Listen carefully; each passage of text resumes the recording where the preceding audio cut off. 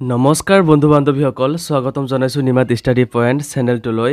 আজি আমি আলোচনা কৰিম 2024-25 বৰ্ষৰ HS ছেকেণ্ড ইয়াৰ এডুকেশ্যন পাঠ্যপুথিৰ 3 নম্বৰ অধ্যায়ৰ সকলোবোৰ প্ৰশ্ন উত্তৰ।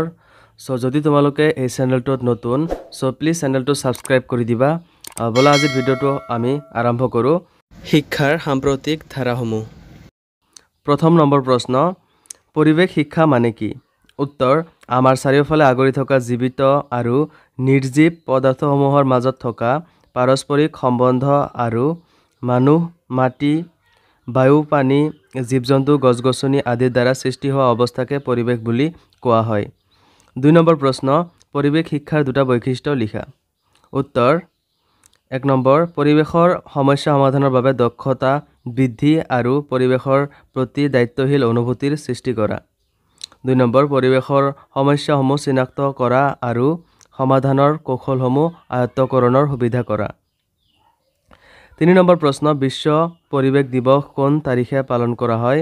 উত্তৰ, বিশ্ব পৰিৱেশ দিৱস 5 জুন তাৰিখে পালন কৰা হয়। 4 নম্বৰ প্ৰশ্ন, পৰিৱেশ শিক্ষা কিয় গুৰুত্বপূৰ্ণ? উত্তৰ, পৰিৱেশ শিক্ষাৰ কিয় গুৰুত্বপূৰ্ণ তাৰ সম্পৰ্কে তলত আলোচনা কৰা হ'ল। পৰিৱেশ হৈছে বিভিন্ন প্ৰকৃতিৰ অনবদ্য সৃষ্টি আৰু মানুহে কৰা কেতবোৰ কাৰ্যৰ সংলগ্ন এক অৱস্থা। বয়স, বৃত্তি, ধৰ্ম নিৰ্বিশেষে সকলো স্তৰৰ লোক পৰিৱেশৰ দ্বাৰা প্ৰভাৱিত হয়। পৰিৱেশ এক সৰ্বজনীন বিষয় আৰু ইয়াৰ কোনো সীমা নাই, যাৰ বাবে পৰিৱেশ অধ্যয়নক বহু শৃংখলাযুক্ত বুলি কোৱা হয়। পৰিৱেশ অধ্যয়ন মানৱ জীৱনৰ স্বাস্থ্য, নিৰাপদ বাসস্থান, স্বাস্থ্যসন্মত বসবাস, পৰিষ্কাৰ পানী বায়ুৰ ব্যৱস্থা, সাৰুৱা ভূমি, ভাল খাদ্যবস্তু আদি বিভিন্ন দিশৰ লগত ওতঃপ্ৰোতভাৱে জড়িত, যদি ভৱিষ্যৰ জৈৱ বৈচিত্ৰ্য অটুট ৰাখিবলৈ বিচৰা হয়। 5 নম্বৰ প্ৰশ্ন, পৰিৱেশ শিক্ষাৰ 4টা উদ্দেশ্য লিখা। উত্তৰ, পৰিৱেশ শিক্ষাৰ 4টা উদ্দেশ্য হ'ল: 1 নম্বৰ, সমগ্ৰ পৰিৱেশ আৰু ইয়াৰ লগত জড়িত সমস্যাসমূহৰ বিষয়ে লোকসকলৰ মাজত মৌলিক জ্ঞান আৰু বুজা শক্তিৰ বিকাশ সাধন কৰা। 2 নম্বৰ, পৰিৱেশৰ সমস্যাসমূহৰ সমাধানৰ বাবে বিভিন্ন কাৰ্যাৱলীত অংশগ্ৰহণৰ সুবিধা কৰা। 3 নম্বৰ, পৰিৱেশ সম্পৰ্কে ছাত্ৰ-ছাত্ৰীৰ মাজত এক ধনাত্মক দৃষ্টিভংগীৰ ভাৱ গঢ়ি তুলি পৰিৱেশৰ সমস্যা সমাধানত অৰিহণা যোগোৱা। 4 নম্বৰ, পৰিৱেশ ৰক্ষা আৰু সমস্যাসমূহৰ মীমাংসাৰ বাবে দায়িত্বশীল আৰু উপযুক্ত পদক্ষেপ গ্ৰহণৰ গুৰুত্ব উপলব্ধি কৰোৱা। 6 নম্বৰ প্ৰশ্ন, পৰিৱেশ সংৰক্ষণত শিক্ষাৰ ভূমিকা বৰ্ণনা কৰা। উত্তৰ, পৰিৱেশ সংৰক্ষণত শিক্ষাৰ ভূমিকা: 1 নম্বৰ, সাম্প্ৰতিক কালৰ পৰিৱেশৰ সমস্যাৰ ফলস্বৰূপে জৈৱিক পদাৰ্থৰ ক্ষয় বন্ধ হোৱা, জলমগ্ন অৱস্থা, কৃষিভূমিৰ উৰ্বৰতা নিম্নগামী আদিৰ সৃষ্টি হৈছে। এনেবোৰ কথাৰ বিষয়ে সকলো ব্যক্তিকে অৱগত কৰা উচিত আৰু এই ক্ষেত্ৰত শিক্ষাই মুখ্য ভূমিকা গ্ৰহণ কৰিছে। 2 নম্বৰ, পাৰিপাৰ্শ্বিক অৱনমনৰ অন্তৰালত লুকাই থকা এক প্ৰধান কাৰক হৈছে জনসংখ্যা বৃদ্ধি। শিক্ষা ব্যৱস্থাৰ জৰিয়তে জনসাধাৰণক জনসংখ্যা বৃদ্ধিৰ ভয়াৱহতা সম্পৰ্কে জ্ঞান প্ৰদান কৰি জনসংখ্যা নিয়ন্ত্ৰণ কৰিবলৈ জ্ঞান প্ৰদান কৰিব পাৰি। 3 নম্বৰ, পৰিৱেশৰ ভাৰসাম্য ৰক্ষাৰ বাবে শিক্ষানুষ্ঠানসমূহে গছপুলিৰ সংৰক্ষণ, প্ৰতিপালন, সামাজিক বনানীকৰণৰ দৰে কাৰ্যসূচীসমূহ ৰূপায়ণৰ ব্যৱস্থা কৰিব লাগে। 4 নম্বৰ, মানুহ হৈছে প্ৰকৃতি আৰু পৰিৱেশৰ অবিচ্ছেদ্য অংশবিশেষ আৰু সেইবাবে মানুহে প্ৰকৃতিৰ নীতি-নিয়ম মানি চলিব লাগে। প্ৰকৃতি থাকিলেহে মানুহ থাকিব। প্ৰকৃতিক ধ্বংস কৰি মানুহৰ অস্তিত্ব ৰক্ষা কৰা আৰু বিকাশ সাধন কৰাটো যে সম্ভৱ নহয়, সেই কথা শিক্ষাৰ জৰিয়তে জনগণক জ্ঞান প্ৰদান কৰি সজাগতা সৃষ্টি কৰিব লাগে। 5 নম্বৰ, পৰিৱেশৰ ক্ষেত্ৰত ব্যক্তি আৰু সমাজৰ লোকৰ নিৰ্বোধ আৰু যুক্তিহীন আচৰণ নিয়ন্ত্ৰণ কৰাৰ বাবে স্থানীয়, ৰাষ্ট্ৰীয় তথা আন্তঃৰাষ্ট্ৰীয়ভাৱে বিভিন্ন আইন কানুনৰ ব্যৱস্থা কৰা হৈছে। শিক্ষাৰ দ্বাৰাই পৰিৱেশ অধ্যয়নৰ এই আইনী ব্যৱস্থা সম্পৰ্কে জনসাধাৰণক সজাগ কৰি তুলিব পাৰি। 7 নম্বৰ প্ৰশ্ন জনসংখ্যা শিক্ষাৰ অৰ্থ কি? উত্তৰ জনসংখ্যা শিক্ষাৰ অৰ্থ হৈছে এক শৈক্ষিক আঁচনি যাৰ দ্বাৰা ছাত্ৰ ছাত্ৰীসকলক এটা পৰিয়ালৰ জনসংখ্যাৰ অৱস্থা সম্পৰ্কে এটা জাতি বা বিশ্বৰ জনসংখ্যাৰ অৱস্থা সম্পৰ্কে জানিবলৈ দিয়া হয়। এইদৰে লাভ কৰা জ্ঞানৰ যোগেদি তেওঁলোকে জনসংখ্যাৰ অৱস্থা সম্পৰ্কে যুক্তিপূৰ্ণ দায়িত্বশীল মনোভাৱ আৰু আচৰণ গঢ়ি তোলে। 8 নম্বৰ প্ৰশ্ন জনসংখ্যা শিক্ষাৰ 5টা বৈশিষ্ট্য লিখা। উত্তৰ জনসংখ্যা বিজ্ঞানৰ মূল নীতিসমূহ বুজি উঠা। 2 নম্বৰ দ্ৰুত জনসংখ্যা বৃদ্ধিৰ কাৰণবোৰৰ বিষয়ে জনা। 3 নম্বৰ দ্ৰুত জনসংখ্যা বৃদ্ধিৰ প্ৰভাৱ বুজি উঠা। 4 নম্বৰ ব্যক্তিৰ উন্নতি আৰু আৰ্থ-সামাজিক বিকাশৰ মাজৰ নিকট সম্বন্ধ বুজি উঠা। 5 নম্বৰ পৰিৱেশ সন্তুলনৰ অৰ্থ আৰু গুৰুত্ব উপলব্ধি কৰা।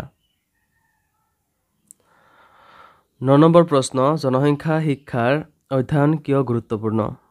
উত্তৰ জনসংখ্যা শিক্ষা হৈছে এক শৈক্ষিক আঁচনি যাৰ দ্বাৰা ছাত্ৰ ছাত্ৰীসকলক এটা পৰিয়ালৰ জনসংখ্যাৰ অৱস্থা সম্পৰ্কে এটা জাতি বা বিশ্বৰ জনসংখ্যাৰ অৱস্থা সম্পৰ্কে জানিবলৈ দিয়া হয়। এইদৰে লাভ কৰা জ্ঞানৰ যোগেদি তেওঁলোকে জনসংখ্যাৰ অৱস্থা সম্পৰ্কে যুক্তিপূৰ্ণ দায়িত্বশীল মনোভাৱ আৰু আচৰণ গঢ়ি তোলে। সীমিত অৰ্থত বহুতেই জনসংখ্যা শিক্ষাক পৰিয়াল পৰিকল্পনা জন্ম নিয়ন্ত্ৰণ শিক্ষা বা যৌন শিক্ষা বুলি অভিহিত কৰে যদিও সেয়া সত্য নহয়, কাৰণ জনসংখ্যা শিক্ষা কেৱল এটা দিশতে আবদ্ধ নহয়। জনসংখ্যা শিক্ষাৰ উদ্দেশ্য কেৱল জনসংখ্যা নিয়ন্ত্ৰণ কৰাটোৱে নহয়, সময় স্থান আৰু সংস্কৃতি ভেদে জনসংখ্যা শিক্ষাৰ উদ্দেশ্য ভিন্ন হোৱা দেখা যায়।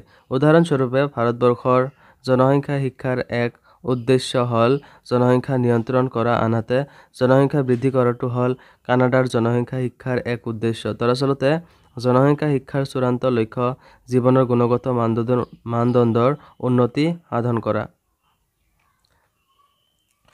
10 নম্বৰ জনসংখ্যা শিক্ষাৰ ধাৰণাটোৰ নামকৰণ কোনে কৰিছিল? উত্তৰ আলভা মিৰ্ডালে। 11 নম্বৰ প্ৰশ্ন জনসংখ্যা শিক্ষাৰ সংজ্ঞা লিখা। উত্তৰ ভাৰতীয় শিক্ষাবিদ গোপাল ৰাওৰ মতে জনসংখ্যা শিক্ষা এক শিক্ষামূলক আঁচনি যি জনসংখ্যা পৰিস্থিতি অধ্যয়নত সহায় কৰে। দ্ৰুত জনসংখ্যা বৃদ্ধিয়ে সৃষ্টি কৰি তোলা সমস্যা সম্বন্ধে যুক্তিসংগত সিদ্ধান্ত গ্ৰহণ কৰাত ই ছাত্ৰসকলক সক্ষম কৰি তোলে। 12 নম্বৰ প্ৰশ্ন শিক্ষানুষ্ঠানত জনসংখ্যা শিক্ষা কেনেদৰে প্ৰদান কৰিব পাৰি? উত্তৰ 1 নম্বৰ প্ৰাথমিক বিদ্যালয় কণ ল'ৰা ছোৱালীবোৰক সৰু পৰিয়াল সুখী পৰিয়াল ধাৰণাৰ জ্ঞান প্ৰদান কৰিব লাগিব। 2 নম্বৰ মজলীয়া বিদ্যালয় পৰ্যায়ত শিশুসকলক জনসংখ্যা বৃদ্ধিৰ বুৰঞ্জী আৰু অন্যান্য দেশবোৰৰ লগত ইয়াৰ তুলনাৰ বিষয়ে জ্ঞান প্ৰদান কৰিব লাগে। 3 নম্বৰ এই সমস্যাই দেশ এখনৰ অৰ্থনৈতিক সামাজিক ৰাজনৈতিক আৰু সাংস্কৃতিক ক্ষেত্ৰত কেনে প্ৰভাৱ পেলায় সেই বিষয়ে ছাত্ৰ ছাত্ৰীসকলক বৰ্ণনা প্ৰদান কৰিব লাগে। 4 নম্বৰ জনসংখ্যা বৃদ্ধিয়ে আমাৰ দৈহিক স্বাস্থ্য প্ৰাকৃতিক সম্পদ আৰু দেশৰ পৰিৱেশীয় পৰিস্থিতিত কেনে প্ৰভাৱ পেলায় সেই বিষয়ে ছাত্ৰ ছাত্ৰীক জনাব লাগে। 5 নম্বৰ মাধ্যমিক পৰ্যায়ৰ পৰা জনসংখ্যা শিক্ষাৰ অংশ স্বৰূপে প্ৰদান কৰিব লাগে। 6 নম্বৰ মাধ্যমিক পৰ্যায়ত ল'ৰা ছোৱালীসকলক ব্যক্তিগত আৰু সামাজিক জীৱনত জনসংখ্যা বৃদ্ধিৰ ভয়াৱহ প্ৰভাৱৰ বিষয়ে জ্ঞাত কৰিব লাগে। 13 নম্বৰ প্ৰশ্ন শাৰীৰিক শিক্ষা মানে কি? উত্তৰ শাৰীৰিক শিক্ষাৰ দ্বাৰা মানুহৰ সুস্বাস্থ্য কিদৰে ধৰি ৰাখিব পাৰি সেই সম্পৰ্কে জ্ঞান লাভ কৰিব পাৰি। এই শিক্ষাই বিভিন্ন ৰোগৰ বিষয়ে, এইবোৰৰ কাৰণ আৰু সতৰ্কতামূলক ব্যৱস্থা আদিৰ সম্বন্ধে জনাব পাৰে।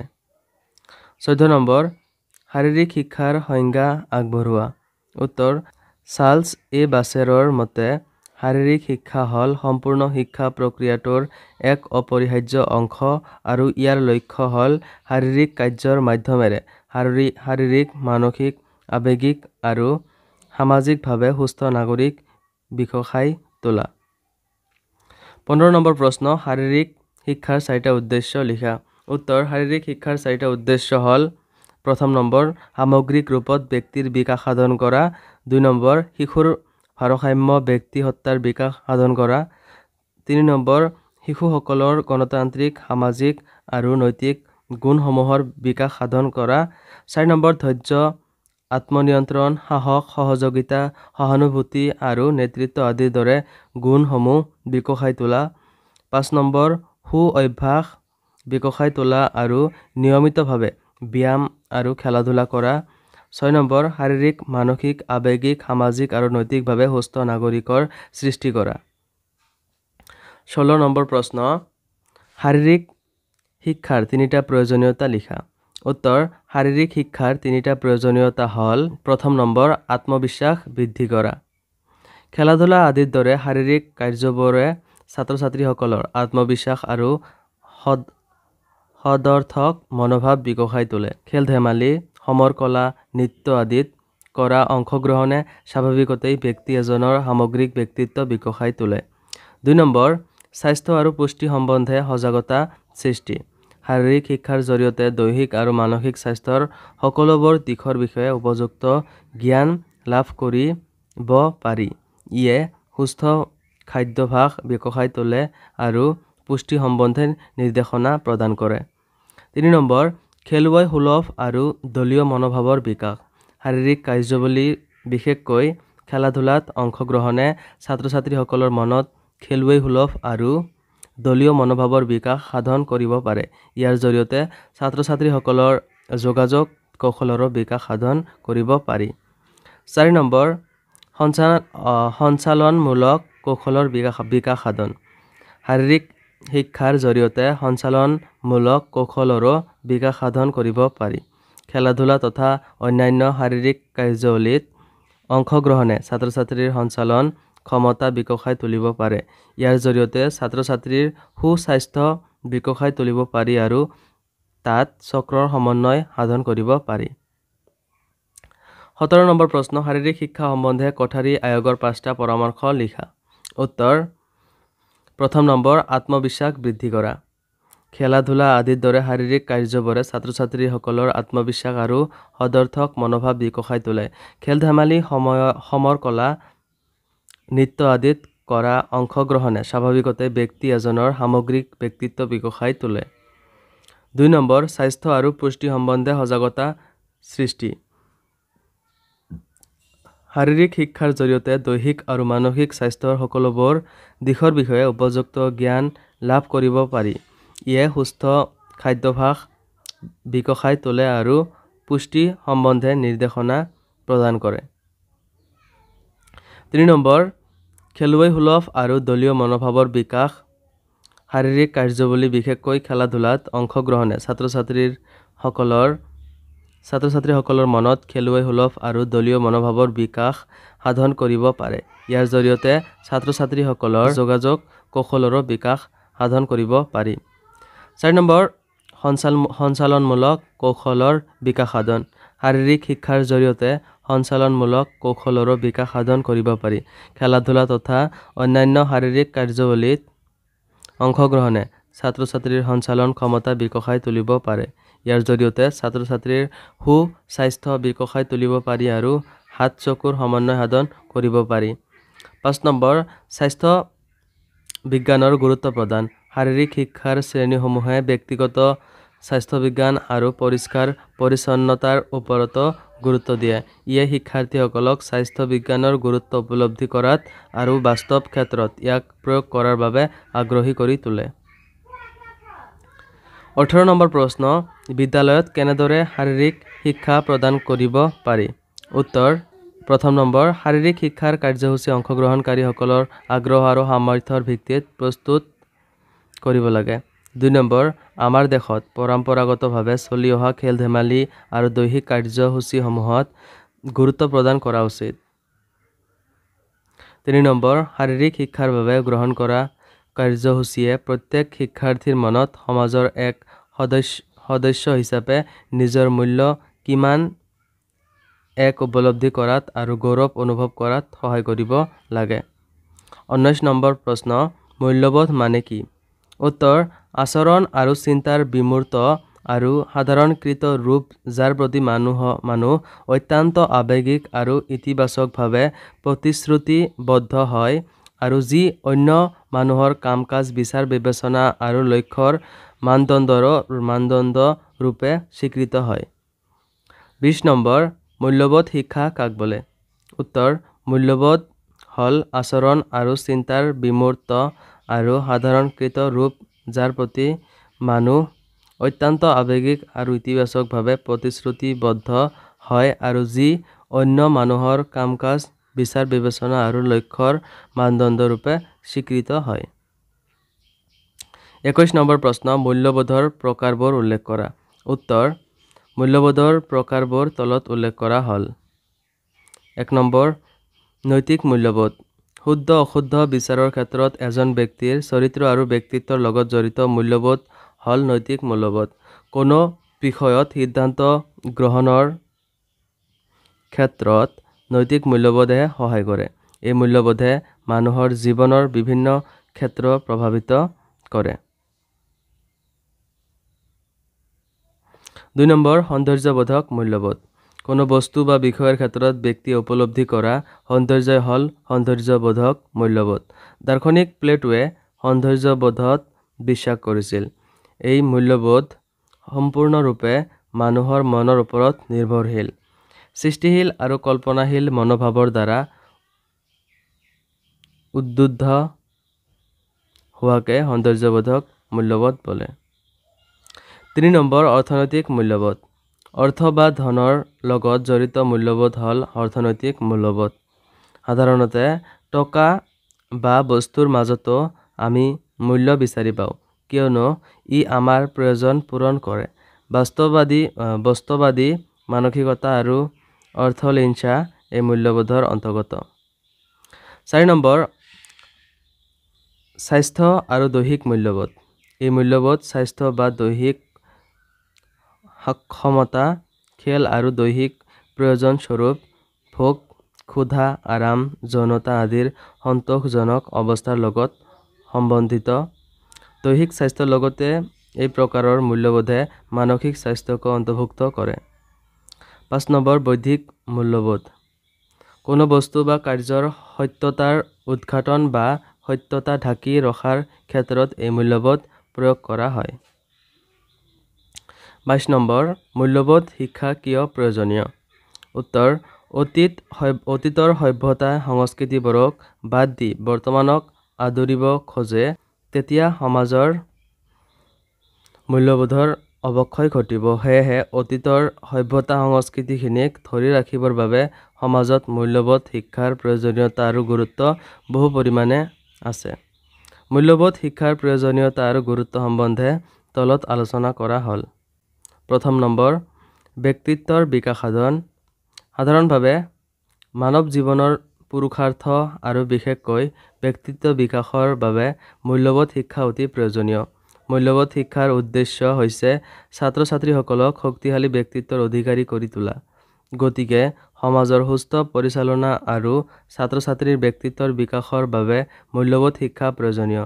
এই শিক্ষাৰ যোগেদি ছাত্ৰ ছাত্ৰীৰ দৈহিক মানসিক আৱেগিক সামাজিক নৈতিক আদি দিশৰ বিকাশ সম্ভৱ হৈ উঠে। 2 নম্বৰ নৈতিক গুণৰ বিকাশ বৰ্তমান সমাজ ব্যৱস্থালৈ লক্ষ্য কৰিলে দেখা যায় যে বৰ্তমান সমাজত বহু পৰিমাণে নৈতিকতাৰ স্খলন ঘটিছে। গতিকে সমাজৰ এনে নৈতিকতাৰ স্খলন নোহোৱা কৰি ছাত্ৰ ছাত্ৰীৰ মনত নৈতিকতাৰ গুণসমূহ বিকাশৰ বাবে মূল্যবোধ শিক্ষা প্ৰয়োজনীয়। মূল্যবোধ শিক্ষাৰ যোগে ছাত্ৰ ছাত্ৰীয়ে সততা সাধুতা আত্মনিয়ন্ত্ৰণ দায়িত্বশীল আত্মনিৰ্ভৰশীল অনুশাসন আদি নৈতিক গুণসমূহ বিকশাই তুলিব পাৰে। 3 নম্বৰ ছাত্ৰক ভৱিষ্যতৰ বাবে প্ৰস্তুত কৰা কেৱল জ্ঞান আহৰণ কৰাটোৱেই শিক্ষাৰ একমাত্ৰ লক্ষ্য হ'ব নোৱাৰে। শিক্ষাৰ মূল লক্ষ্য হ'ব লাগে জ্ঞান আহৰণ কৰাৰ লগতে নৈতিক মূল্যবোধৰ বিকাশ সাধন কৰা। সমাজৰ ভাল অভিভাৱক আৰু সুনাগৰিক স্বৰূপে নিজকে গঢ়ি তুলিবৰ বাবে মূল্যবোধ শিক্ষাৰ প্ৰয়োজন। 4 নম্বৰ সমাজৰ বেয়া প্ৰভাৱ পৰিহাৰ যুৱ প্ৰজন্মৰ এনে বহুতো আদৰ্শৰ ব্যক্তি আছে যিসকলে সমাজত বহুতো বেয়া কাৰ্য যেনে যৌন অপৰাধ, নাৰীৰ মৰ্যাদা হানি, ৰাগিয়াল দ্ৰব্য সেৱন আদি কৰা দেখা যায়। এইবোৰৰ প্ৰভাৱে যুৱ সমাজকো বিপথে পৰিচালিত কৰে। এই বেয়া প্ৰভাৱ নোহোৱা কৰিবৰ বাবে মূল্যবোধ ভিত্তিক শিক্ষাৰ প্ৰয়োজন অনস্বীকাৰ্য। 5 নম্বৰ, সাংস্কৃতিক পৰম্পৰা ৰক্ষা। মূল্যবোধ শিক্ষাৰ যোগে সমাজৰ সাংস্কৃতিক পৰম্পৰা ৰক্ষা কৰিব পৰা যায়। ব্যক্তিৰ মনত ই চিৰন্তন সত্য আৰু সুন্দৰৰ মনোভাৱ সৃষ্টি কৰিব পাৰে। 23 নম্বৰ প্ৰশ্ন, মূল্যবোধ শিক্ষাৰ সংজ্ঞা দিয়া। উত্তৰ, আলপোৰ্টৰ মতে মূল্যবোধ হ'ল এজন মানুহে অগ্ৰাধিকাৰৰ দ্বাৰা কৰি যোৱা কৰ্মৰাজিৰ ওপৰত বিশ্বাস। 24 নম্বৰ প্ৰশ্ন, শিক্ষানুষ্ঠানত মূল্যবোধৰ শিক্ষা কিদৰে প্ৰদান কৰিব পাৰি? উত্তৰ, শিক্ষা ব্যৱস্থাত পাঠ্যক্ৰমৰ মাধ্যমেৰে ধৰ্মীয় শিক্ষা আৰু সামাজিক মূল্যবোধ, ছাত্ৰ ছাত্ৰীৰ মাজত নৈতিক আধ্যাত্মিক শিক্ষা আৰু সামাজিক মূল্যবোধ কেনেকৈ জগাই তুলিব পাৰি তাৰ কথা উল্লেখ কৰিছে। ছাত্ৰ ছাত্ৰীসকলক প্ৰাক প্ৰাথমিক পৰ্যায়ৰ কথা উচ্চ পৰ্যায়লৈকে শিক্ষাৰ স্তৰ অনুসৰি মূল্যবোধৰ শিক্ষা প্ৰদান কৰিব লাগে। তলত এই বিষয়ে আলোচনা কৰা হ'ল। 1 নম্বৰ, প্ৰাক প্ৰাথমিক পৰ্যায়ত মূল্যবোধ শিক্ষা। প্ৰাক প্ৰাথমিক শিক্ষা পৰ্যায়ত সংকীৰ্ণ মূল্যবোধৰ ধাৰণা যেনে সত্য, শুদ্ধ, শান্তি, প্ৰেম আৰু অহিংসা আদিৰ জ্ঞান প্ৰদান কৰিব লাগে। এই জ্ঞান কণ কণ শিশুসকলক পাঠ্যক্ৰমিক আৰু সহ পাঠ্যক্ৰমিক দিশেৰে প্ৰদান কৰিব লাগে। 2 নম্বৰ, প্ৰাথমিক আৰু মাধ্যমিক পৰ্যায়ত মূল্যবোধ শিক্ষা। শিক্ষাৰ প্ৰাথমিক আৰু মাধ্যমিক পৰ্যায়ত মূল্যবোধৰ শিক্ষা পাঠ্যক্ৰমিক আৰু সহ পাঠ্যক্ৰমিক কাৰ্যসূচীৰে প্ৰদান কৰিব পাৰি। 25 নম্বৰ, মহিলা সবলীকৰণৰ সংজ্ঞা দিয়া। উত্তৰ, চি নাংব্ৰিৰ মতে ভাৰতীয় প্ৰসংগত সবলীকৰণ মানে হ'ল জ্ঞাত পছন্দবোৰ বাছি ল'বলৈ মহিলাৰ ক্ষমতা উন্নীতকৰণ কৰা আৰু তেওঁলোকৰ অৰ্থনৈতিক আৰু ঘৰুৱা পৰিৱেশ দক্ষতাৰে চম্ভালি লোৱাৰ ক্ষমতা বৃদ্ধি কৰা। 26 নম্বৰ প্ৰশ্ন, মহিলা সবলীকৰণ মানে কি? উত্তৰ, মহিলা সবলীকৰণ হৈছে মহিলাসকলৰ অৱস্থাৰ পৰিৱৰ্তন ঘটোৱা এক প্ৰক্ৰিয়া। সবলীকৰণ শব্দৰ অভিধানিক অৰ্থ হৈছে বলী বা সবল কৰি তোলা। সামাজিক, সাংস্কৃতিক, ৰাজনৈতিক, অৰ্থনৈতিক, শৈক্ষিক আদি বিভিন্ন ক্ষেত্ৰত এই সবলীকৰণ শব্দৰ ব্যাপক প্ৰয়োগ হয়। মহিলাৰ ক্ষেত্ৰত এই সবলীকৰণৰ ধাৰণাই মহিলাসকলক চাৰিওফালৰ পৰা সবল কৰি তোলাৰ ওপৰত গুৰুত্ব দিয়ে। 27 নম্বৰ প্ৰশ্ন, মহিলা সবলীকৰণৰ 3টা উদ্দেশ্য উল্লেখ কৰা। উত্তৰ, মহিলা সবলীকৰণৰ 3টা উদ্দেশ্য তলত উল্লেখ কৰা হ'ল। আৰ্থিক স্বাৱলম্বিতাৰ বিকাশ। নাৰী সবলীকৰণৰ এক বিশেষ দিশ হ'ল অৰ্থ-সামাজিক স্বাৱলম্বিতা। পুৰুষৰ শোষণ, পীড়ন, দমনৰ পৰা নিজকে মুক্ত কৰিবলৈ হ'লে নাৰীসকল অৰ্থনৈতিকভাৱে স্বাৱলম্বী হোৱাটো প্ৰয়োজন।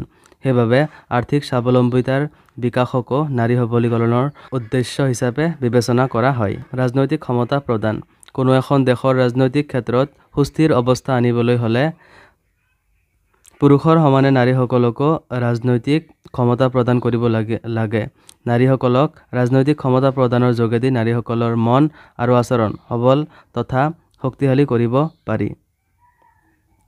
3 নম্বৰ, শিক্ষাৰ সম-অধিকাৰ আৰু সুবিধা প্ৰদান। জৱাহৰলাল নেহৰুৱে কৈছিল, ল'ৰাৰ শিক্ষা কেৱল এজনৰ বাবে, কিন্তু ছোৱালীৰ শিক্ষা সমগ্ৰ পৰিয়ালৰ লোকৰ বাবে। এই বাক্যশাৰীৰ জৰিয়তে আমি শিক্ষা ক্ষেত্ৰত নাৰীক সমান অধিকাৰ আৰু সুবিধা প্ৰদানৰ গুৰুত্ব উপলব্ধি কৰিব পাৰোঁ। শিক্ষাৰ দ্বাৰা নাৰীসকলৰ মনত আত্মবিশ্বাসৰ ভাৱ আৰু আচৰণ গঢ়ি তুলিব পাৰি। 4 নম্বৰ, সুপ্ত অন্তৰ্নিহিত ক্ষমতাৰ বিকাশ আৰু স্বীকৃতি। বিভিন্ন সমস্যাৰ বাবে নাৰীসকলে নিজৰ অন্তৰ্নিহিত সুপ্ত প্ৰতিভা আৰু ক্ষমতাসমূহ দমন কৰি ৰাখিবলগীয়া হয়। ইয়ে মানৱ ক্ষমতাৰ বিকাশত বাধা দিয়ে। দেশৰ সকলো নাগৰিকৰ ক্ষমতাসমূহ বিকশাই তুলি স্বীকৃতি প্ৰদান কৰিব পাৰিলেহে দেশ এখন প্ৰগতিৰ পথত আগুৱাই যাব। 28 নম্বৰ প্ৰশ্ন, নাৰী সবলীকৰণৰ ৰাষ্ট্ৰীয় নীতি কোন চনত গ্ৰহণ কৰা হয়? উত্তৰ, নাৰী সবলীকৰণৰ ৰাষ্ট্ৰীয় নীতি 2001 চনত গ্ৰহণ কৰা হয়। 29 নম্বৰ প্ৰশ্ন, আন্তঃৰাষ্ট্ৰীয় নাৰী দিৱস কোন তাৰিখে পালন কৰা হয়? উত্তৰ, আন্তঃৰাষ্ট্ৰীয় নাৰী দিৱস 8 মাৰ্চ তাৰিখে পালন কৰা হয়। 30 নম্বৰ প্ৰশ্ন, মহিলা সবলীকৰণত শিক্ষাৰ ভূমিকা বৰ্ণনা কৰা। উত্তৰ, শিক্ষা হৈছে সমাজ পৰিৱৰ্তনৰ এক শক্তিশালী আহিলা। সমাজ পৰিৱৰ্তনৰ আহিলা স্বৰূপে শিক্ষাই দুটা কাম কৰে। ব্যক্তিৰ ব্যক্তিত্ব বিকাশৰ বাবে চেষ্টা কৰে আৰু তেওঁক সমাজৰ যোগ্য ব্যক্তি হিচাপে প্ৰস্তুত কৰি তোলে। মহিলাসকলক সবল কৰি তোলাৰ ক্ষেত্ৰতো শিক্ষাৰ ভূমিকা অপৰিসীম। নাৰীসকলক সৰ্বতোপ্ৰকাৰে সবলীকৰণ কৰাত শিক্ষাৰ প্ৰভাৱ অনস্বীকাৰ্য। সেয়েহে এসময়ৰ প্ৰধানমন্ত্ৰী জৱাহৰলাল নেহৰুৱে কৈছিল যে এজন পুৰুষক শিক্ষা দিয়া আৰু এগৰাকী নাৰীক শিক্ষা দিয়া মানেই গোটেই পৰিয়ালটোক শিক্ষা দিয়া। নাৰী সবলীকৰণ মানে ভাৰত মাতৃৰ সবলীকৰণ। শিক্ষাৰ সহায়ত নাৰীসকলে নিজৰ জীৱন বিকশাই তোলাৰ সঠিক গতিপথৰ সন্ধান পায়। শিক্ষাই তেওঁলোকক স্বাধীন জীৱনৰ মূল্য উপলব্ধিত সহায় কৰে। এখন গণতান্ত্ৰিক সমাজত থকা সকলো ধৰণৰ সা-সুবিধা লাভৰ ক্ষেত্ৰতো নাৰীসকলক শিক্ষাই সহায় কৰে। শিক্ষাৰ দ্বাৰা নাৰীসকলৰ সুপ্ত সম্ভাৱনীয়তা বিকাশ কৰিব পাৰে, ব্যক্তিসত্তাৰ বিকাশ কৰিব পাৰি আৰু আত্মস্বীকৃতিৰ নাৰীসকলক উন্নতিৰ শিখৰলৈ আগুৱাই নিব পাৰি। নাৰীৰ সামাজিক সাংস্কৃতিক মৰ্যাদা বৃদ্ধিতো শিক্ষাই ভূমিকা গ্ৰহণ কৰে। মানৱ সমাজত সভ্যভাৱে জীয়াই থাকিবৰ বাবে বিভিন্ন আইনী ব্যৱস্থাৰ প্ৰয়োজন। নাৰীসকলক এই বিষয়েও জ্ঞান প্ৰদান কৰিব পাৰি কেৱল শিক্ষা ব্যৱস্থাৰ দ্বাৰাহে। অৰ্থাৎ নাৰীৰ সবলীকৰণত শিক্ষা হ'ল এক আৱশ্যকীয় আহিলা। নাৰীসকলৰ সবলীকৰণৰ বাবে বিভিন্ন ধৰণৰ ব্যৱস্থা গ্ৰহণ কৰা হৈছে। শিক্ষানুষ্ঠানসমূহত সৰ্বজনীন প্ৰাথমিক শিক্ষাৰ উপৰিও নাৰীসকলক উচ্চ শিক্ষা লাভৰ বাবে উৎসাহিত কৰিবলৈ পৰামৰ্শ কোষ শিক্ষানুষ্ঠানসমূহত স্থাপন কৰিব লাগে। সো বন্ধুসকল, আজিলৈ এইখিনি। আশা কৰোঁ এই ভিডিঅ'টো তোমাক সহায় কৰিছে। যদি সহায় কৰিছে, এই ভিডিঅ'টো তোমাৰ বন্ধুবৰ্গৰ সৈতে শ্বেয়াৰ কৰিবা।